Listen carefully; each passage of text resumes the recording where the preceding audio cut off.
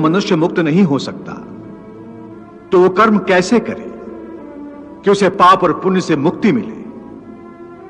हे पार्थ, इसका तरीका यह है कि मनुष्य फल की इच्छा त्याग कर कर्म को अपना धर्म समझकर करे।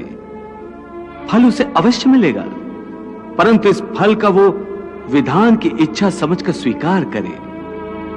ज्ञानी पुरुष इसी योग को अपनाकर कर्म योगी बन जाते हैं।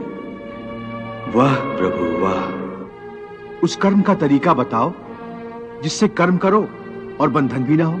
इसका बड़ा ही सहज तरीका है। तुम कर्म फल में आसक्ति मत रखो। यह कैसे हो सकता है? फल प्राप्ति की इच्छा तो हर कोई करता है। परंतु क्या इच्छा करने से मनुष्य को फल की प्राप्ति होती है? नहीं अर्जुन, क्योंकि फल तो प्रारब्ध के हाथ में है, और जो भी मनुष्य फल प्राप्ति की इच्छा करता है उसका मन फल के बारे में सोचकर अपने कर्म और कर्तव्य से विचलित हो जाता है और उसे वो फल प्राप्त नहीं होता जिसकी उसने इच्छा की थी। पार्थ, मनुष्य केवल कर्म कर सकता है, फल कदापि मनुष्य के अधीन नहीं है। केशव, यदि फल की प्राप्ति मनुष्य या उसके कर्म के अधीन नहीं है तो कर्म ही क्यों करे? क्योंकि मनुष्य का धर्म है अपने कर्तव्य का पालन करना। इस कर्तव्य पालन के लिए आवश्यक कर्म करना।